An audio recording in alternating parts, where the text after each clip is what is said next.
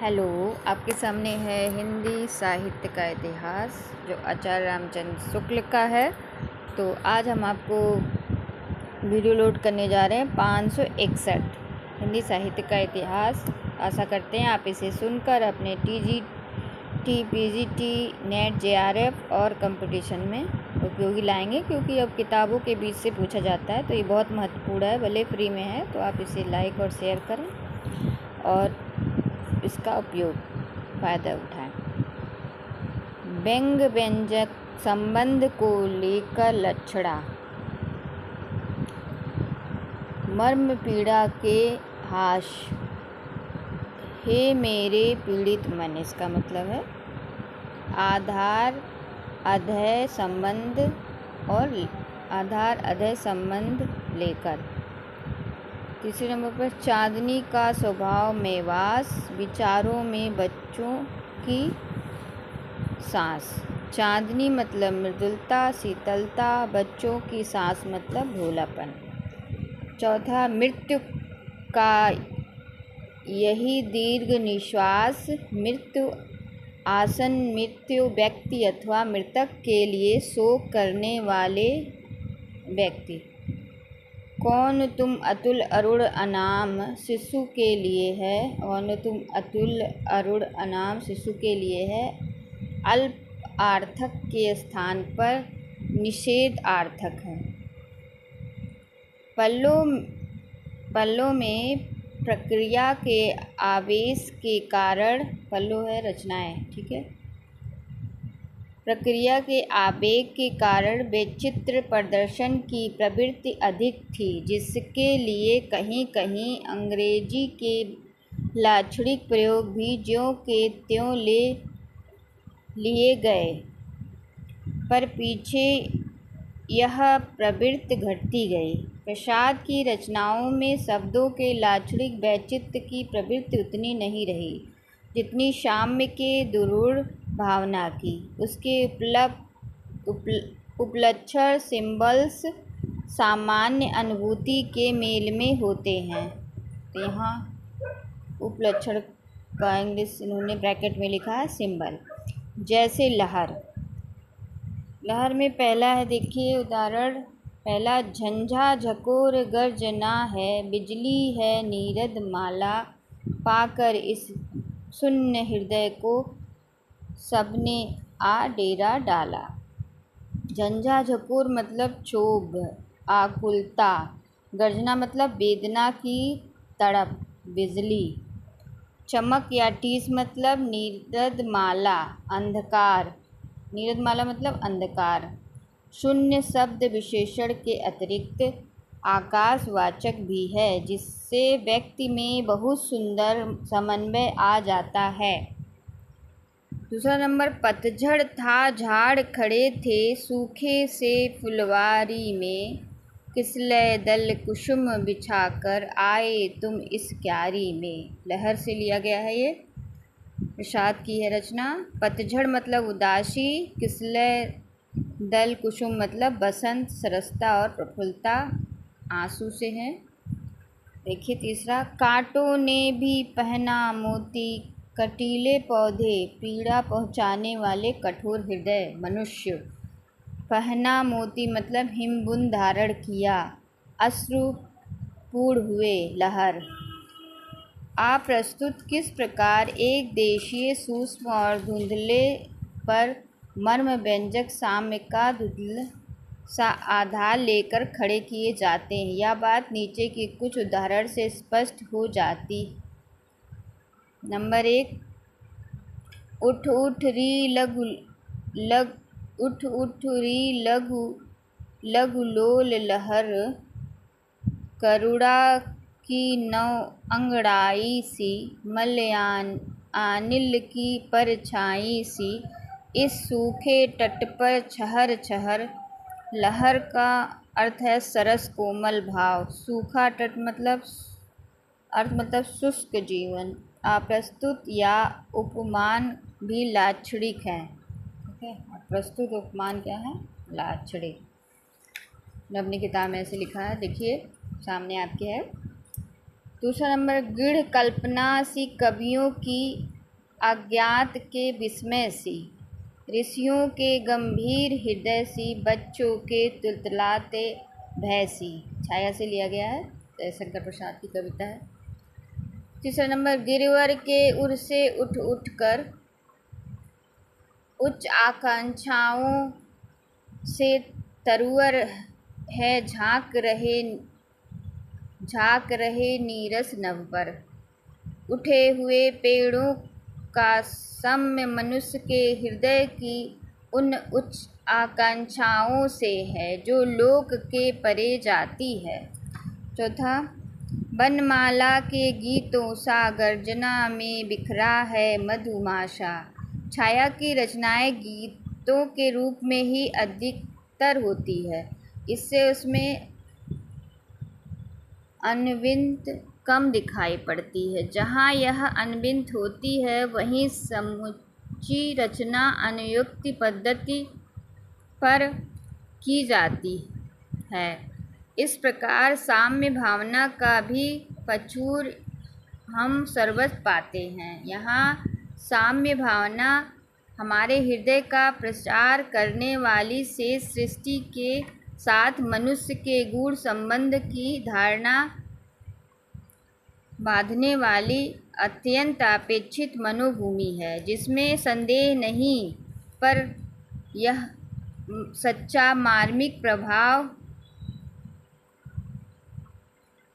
नहीं उत्पन्न करती। जहाँ यह प्राकृतिक वस्तु या व्यापार से प्राप्त सच्चे आधार के आधार पर खड़ी होती हैं।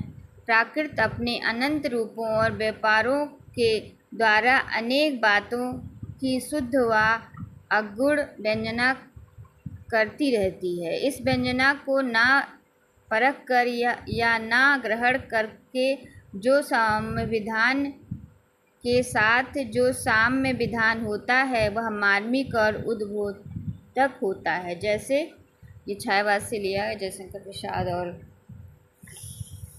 उनका दुख। देखिए कविता, देखिए गुंजन का। यहाँ पर महाकाव्य व्यंजना की परख के साथ साम्य विधान का मार्मिक वर्णन है। दुख दावा से नव अंकुर पाता जग जीवन का बन, करुणाद्र विश्व का गर्जन बरसाता नव जीवन कण, खुल खुल न इच्छाएं फैलती जीवन के दल, यह सहसो सा सरल हास्य है, सहसा उर से है आ जाती, यह उषा का नव विकास है जो रत को है रंजक बनाता, यह लघु लहरों का विलास है, कलानाथ जिसमें खिंच आता। गुंजन से लिया गया।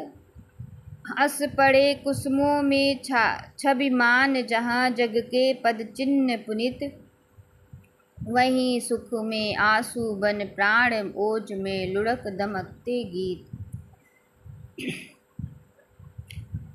ये है लहर से। मेरा अनुराग फैलने दो, नभ के अभिनय कलवर में, जाकर सूनेपन के तप में, बन किरण अभी जाकर सूनेपन के तप में, बन किरण कभी आ जाना, अखिल की लघुता आई बन, समय का सुंदर वातायन, देखने का अदृष्ट नर्तन।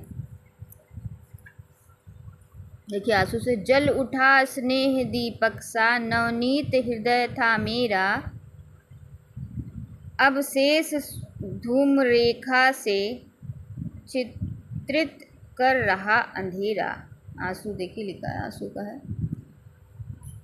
आगे देखिए। मनमाने आरोप जिनका विधान प्राकृत के संकेत पर नहीं होता, हृदय के मर्म स्थल का स्पर्श नहीं करते, केवल वहचित्त का कुतूहल मात्र उत्पन्न करके रह जाते हैं। छायावाद की कविता का कल्पनावाद, कलावाद, अभिव्यंजनावाद आदि का भी प्रभाव ज्ञात है, अज्ञात के रूप में पड़ता रहा। इसमें बहुत सा अप्रस्तुत विधान मनमाने आरोप के रूप में भी में भी सामने आता है। प्रकृति के वस्तु व्यापार पर मानुषी प्रवृत्तियों के आरोप का बहुत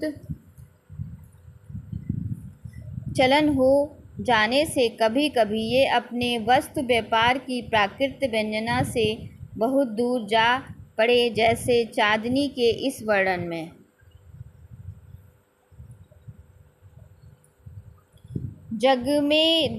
जग के दुख दैन शयन पर यह करुणा जीवन बाला, पीली पड़ निर्बल कोमल कृष्ण देहलता कुमलाई, विवशना लाज में लिपटी सांसों में शून्य समाई। चांदनी अपने आप इस प्रकार की भावना मन में नहीं जागाती। इसके संबंध में यह उद्भावना भी केवल स्त्री के सुंदर मुद्रा सामने खड़ी करती जान पड़ती है। देखिए यहाँ पर जो दूसरा है, नीले नभ के सतदल पर वह बैठी शरद हंसनी मृदु करतल पर शशि मुख धर नीरव अनिमिष एकाकिनी।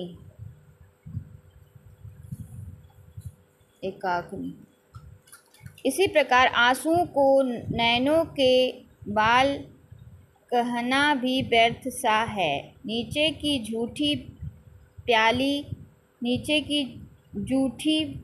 प्याली भी जो बहुत आया करती है, किसी मैखाने के से लाकर रखी जान पड़ती है। तीसरा नंबर देखिए, लहरों में प्यास भरी है यह भंवर पात्र से खाली, मानव का सब रस पीकर लुढ़क दी तुमने प्याली। मानव का सब रस पीकर लुढ़का दी तुमने प्याली। प्राकृत के नाना रूपों के सौंदर्य की भावना सदैव स्त्री सौंदर्य का आरोप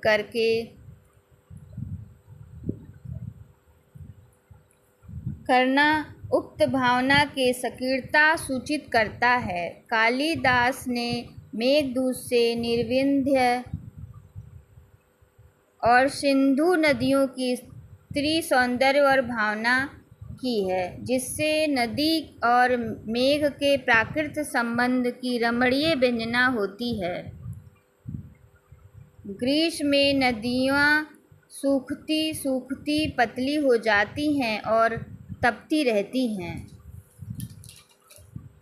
उन पर मेष छाया करता है, तब वे शीतल हो जाती हैं और उस छाया को अंक में धारण किए दिखाई देती हैं।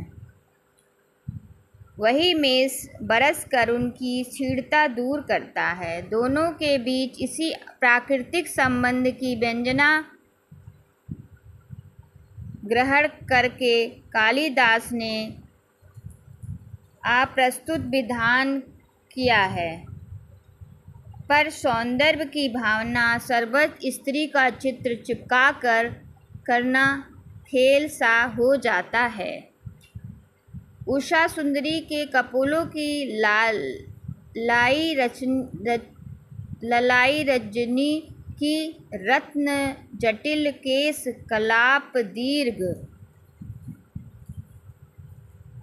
निश्वास और अश्रुबिंदु तो रूढ़ हो ही गए हैं।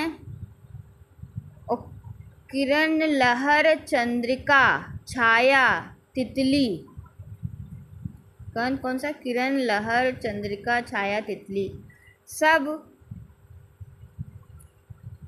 अप्सराएं या परियां बनकर सामने आने पाती हैं। इसी प्रकार प्रकृति के नाना व्यापार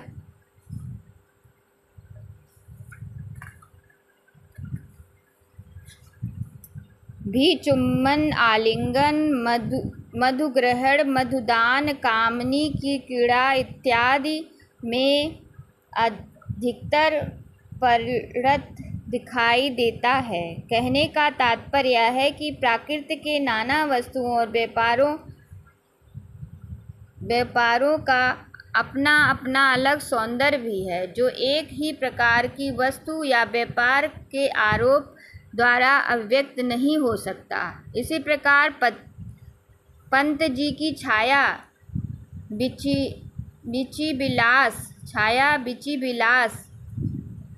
ये सब रचनाओं का नाम है। छाया और बिची विलास नक्षत्र में जो यहाँ से वहाँ तक उपमानों का ढेर लगा है, उनमें से बहुत से तो अत्यंत सूक्ष्म और सुकुमार साम्य के व्यंजक हैं, पर बहुत से रंग बिरंगे खिलौने के रूप में ही हैं।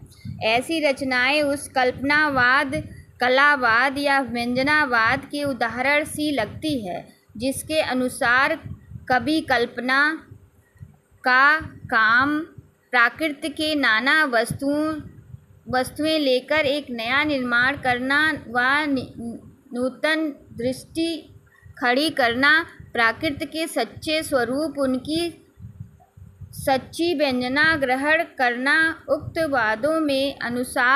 वादों के अनुसार आवश्यक नहीं। उनके अनुसार तो प्रकृति की नाना वस्तुओं का उपयोग केवल उपदान के रूप में है। उसी प्रकार जैसे बालक ईंट, पत्थर, लकड़ी, कागज, फूल, पत्ती लेकर हाथी, घोड़े, घर, बगीचे इत्यादि बनाया करते हैं। प्रकृति के नाना चित्र के द्वारा अपनी उपमाएं व्यक्त करना तो बहुत ठीक है, पर उन भावनाओं को व्यक्त करने की स्वाभाविक प्रवृत्ति भी तो गृहीत चित्रों में होनी चाहिए। सब कौन लिख रहा है? आचार्य रामचंद्र शुक्ल लिख रहे हैं पंत जी के बारे में। तो इनमें से कोई कथन उठा के पूछ सकता है कि किसका है, कहाँ से लिया गया। छायावाद की प्रकृति अधिकतर प्रेम गीतात्मक होने के कारण हमारा वर्तमान काव्य प्रसंगों में अनेक रूपता के साथ नई नई अर्थभूमियों पर कुछ दिनों तक बहुत कम चल पाया। जैसे देख लीजिए सेंटेंस अनेक रूपता, ये छायावाद से लिया गया है। तो किसने लिखा? ये पंत के बारे में, तो छायावादी कवियों के बारे में है। ये आचार्य रामचंद्र शुक्ल का कथन है। कुछ कवियों में वस्तुओं का आधार अत्यंत अल्प रहता है। विशेष लक्षण अभिव्यंजना के अनूठे विस्तार पर रहा है। इससे उनकी रचनाओं का बहुत सा भाग अधर में ठहराया सा जान पड़ता है। जिन वस्तुओं के आधार पर उक्तियां मन में खड़ी की जाती हैं, उनका कुछ भाग कला के अनूठेपन के लिए पंक्तियों के इधर उधर से हटा भी लिया जाता है। अतः कहीं कहीं व्यवहार शब्दों की व्यंग्यात्मक पर्याप्त न होने पर भाव अस्फुट रह जाता है। पाठक को अपनी ओर से बहुत कुछ आक्षेप करना पड़ता है, जैसे नीचे की पंक्तियों में। तो इसलिए ये किताब इम्पॉर्टेंट बहुत ज़्यादा, इनमें से कथन आते हैं तो कहीं से भी उठा के दे देते हैं आजकल नेट के परीक्षा में। इसलिए आप लोग ध्यान दीजिए, इसे सुनिए और लाभ उठाइए। देख भी सकते हैं पंक्तियों में निज, देखिए पंक्तियाँ देखिए जो उन्होंने लिखा, पंक्ति भी दिखाया उन्होंने। जैसे निज आलोक के अंधेरे में तुम कैसे छिप जाओगे। क्या कह रहे हैं? निज आलोक के अंधकार में तुम कैसे छिप आओगे। इतना सजग कुतूहल ठहरो, यह ना कभी बन पाओगे। आह चूम लूँ जिन चरणों को चाप चाप कर उन्हें नहीं। क्या? आह चूम लूँ जिन चरणों को चाप चाप कर उन्हें नहीं। दुख दो इतना अरे अरुणिमा उषा सी वह उधर न बही। दुख दो इतना अरे अरुणिमा उषा सी वह उधर बही। यहाँ कवि ने उस प्रियतम के छिपकर दावे छिपकर दबे पांव आने की बात कही है, जिसके चरण इतने सुकुमार हैं कि जब आहट ना सुनाई पड़ने के लिए वह उन्हें बहुत दबा दबा कर रखते हैं। तब एड़ियाँ के ऊपर की ओर खून की लाली दौड़ जाती है। वही ललाई उषा की लाली के रूप में झलकती है। प्रसाद जी का ध्यान शरीर विकारों पर विशेष, ये प्रसाद जी का है पंक्ति, जमता था। इसी के से उन्होंने चाप चाप कर दुख दो में ललाई दौड़ने की कल्पना पाठकों के ऊपर छोड़ दी है। कामायनी में उन्होंने मले हुए कान में भी कामिनी के कपोलों पर की लज्जा की लाली दिखाई है। अब व्यंजना की पद्धति या काव्य शैली पर भी प्रधान लक्ष्य रहने से छायावाद के भीतर उसका बहुत ही रमणीय विकास हुआ है। यहाँ हम पहले कह आए हैं कि साम्य भावना और लक्षणा शक्ति के बल पर किस प्रकार काव्योपयुक्त चित्रमयी भाषा की ओर सामान्यतः झुकाव हुआ, यह भी कहा जा चुका है। साम्य पहले उपमा उत्प्रेक्षा रूपक ऐसे अलंकारों के बड़े बड़े सांचों के भीतर ही फैलाकर, कौन कौन से अलंकार आते हैं? उपमा उत्प्रेक्षा रूपक फैलाकर दिखाया जाता है। वह अब प्राय थोड़े में या तो लाक्षणिक प्रयोगों के द्वारा झलका दिया जाता है, अथवा कुछ प्राय थोड़े में या तो लाक्षणिक प्रयोगों के द्वारा छलका दिया जाता है, अथवा कुछ प्रच्छन्न रूपकों में प्रतीयमान रहता है। इसी प्रकार किसी तथ्य या पूरे प्रसंग के लिए दृष्टांत अर्थात विन्यास आदि का सहारा न लेकर अब अनुयुक्ति पद्धति की अधिक चलती है। देखिए किताब में भी छोटा है, इसलिए छोटा है। यह बहुत ही परिष्कृत पद्धति है, पर यह ना समझना चाहिए कि उपमा रूपक उत्प्रेक्षा आदि का प्रयोग नहीं होता, बराबर होता है, पर बहुत होता है। उपमा में धर्म बराबर लुप्त रहता है। प्रत्युपमा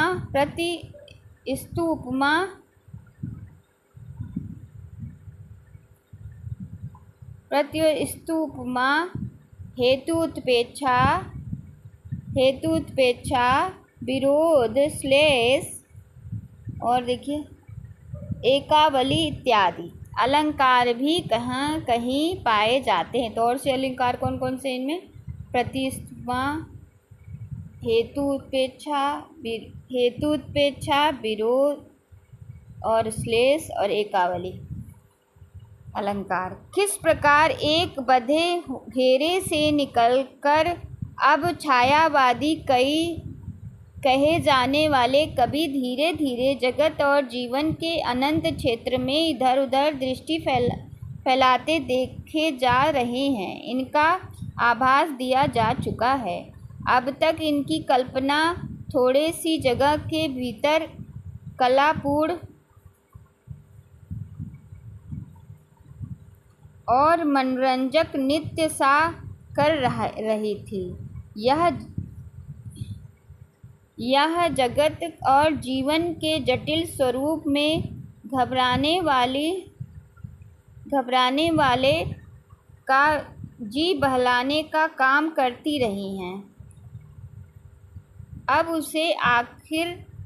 उसे अखिल जीवन के नाना पक्षों में मार्मिकता का साक्षात्कार करते हुए एक करीने के साथ रास्ता चलना पड़ेगा। इसके लिए उसे अपनी चपलता और भाव भंगिमा का प्रदर्शन, क्रीड़ा कौतूहल की प्रवृत्ति कुछ संयत करनी पड़ेगी। ठीक है। इस ऊंचे नीचे मर्मपथ पर चित्रों का बहुत अधिक फालतू बोझ लाद कर चलना भी वाणी के लिए उपयुक्त न होगा। प्रसाद जी ने लहर में छायावाद की चित्रमयी शैली को तीन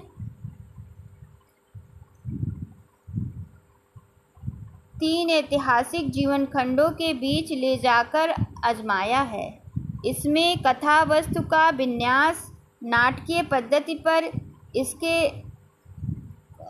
पद्धति पे करके उन्होंने बाह्य और आभ्यंतर परिस्थितियों का व्यंजक, मनोहर, मार्मिक या आवेशपूर्ण शब्द विधान किया है। पर कहीं कहीं जहाँ मधुमेह चित्रों की परंपरा दूर तक चली है, वहाँ सनवी प्रभाव में बाधा पड़ी है। कामायनी में उन्होंने नर जीवन के विकास में भिन्न भिन्न भावात्मिक प्रवृत्तियों का योग और संघर्ष बड़ा प्रबल और रमणीय कल्पना द्वारा विचित्र करके मानवता का रागात्मक इतिहास प्रस्तुत किया है। इसी प्रकार निराला जी ने, जिनकी वाणी पहले से भी बहुमुखी थी, तुलसीदास में, किसका रचना है? तुलसीदास निराला का, में मानस विकास का बड़ा ही दिव्य और विशाल रंगीन चित्र खींचा है। तो आज यहीं तक। आशा करते हैं आप इसे सुनकर लाभ उठाएंगे। ये देखिए, सही से देख लीजिए, पूरी पाठ बहुत छोटा छोटा है, तो आप इसे सुनकर लाभ